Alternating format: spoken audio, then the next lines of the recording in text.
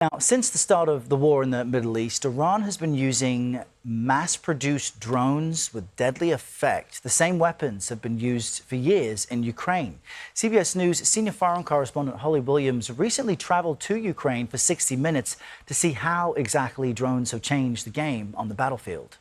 We have to count everything. We have to count number of drones we use, efficiency of each of them, cost to kill for every Russian. And what is the cost of killing every Russian? You would be surprised, but the cost of killing every Russian is less than $1,000 now. That's why they send so many people to die on the front line. They don't count them. They don't value. CBS News foreign correspondent Holly Williams joins us now from Tel Aviv, where she is reporting. Good morning, Holly. A really in-depth piece you filed for 60 Minutes. We know that drones are used and can avoid people being, put at risk, but how have they transformed warfare recently? Hey there, Errol. Well, we've seen drones used in previous wars, but many experts say that Ukraine is really the world's first drone war, and it's almost impossible to overstate the way that they've revolutionized the battlefield. It's estimated that 80% of battlefield casualties in Ukraine on both sides are now caused by drones. The front line is not a line anymore, Errol. It's expanded to become a 10-mile wide swath, in some places a 20-mile wide swath of land that they call the kill zone. And anyone who sets foot in the kill zone is at risk of being hunted down by a drone operator. The operators can lock onto you and hunt you down. Tanks there have been retrofitted with cages and mesh to deflect drone strikes. Those tanks are now unrecognizable.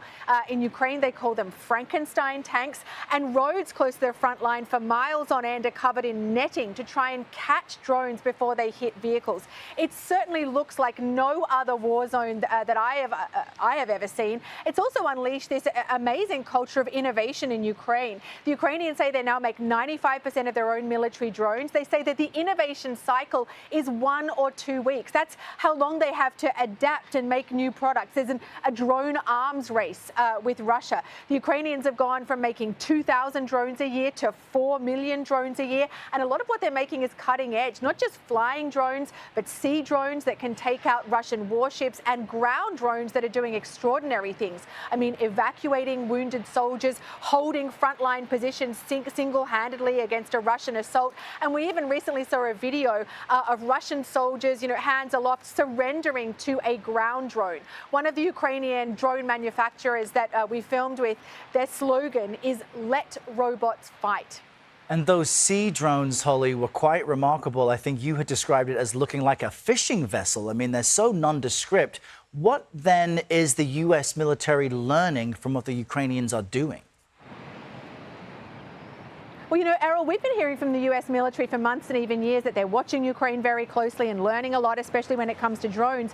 So when we started researching this story, we called the U.S. military to ask them about it. We thought that they would give us some kind of background briefing, but instead we ended up being invited to the Wiesbaden garrison in Germany, and we were allowed to film there in a U.S. military drone innovation lab, one of dozens that the U.S. military has set up around the world. And what the U.S. military told us is that there's no point in just buying millions of drones from Ukraine or stockpiling drones, because they'll very quickly become obsolete. Instead, what the U.S. military is trying to do is replicate the culture of innovation that they have seen in Ukraine. The bottom line, I think, Errol, is that warfare has changed forever, and the U.S. military is learning from the Ukrainian military. Yeah, folks can head online to see Holly's 60 Minutes report. Holly Williams, as always, thank you very much.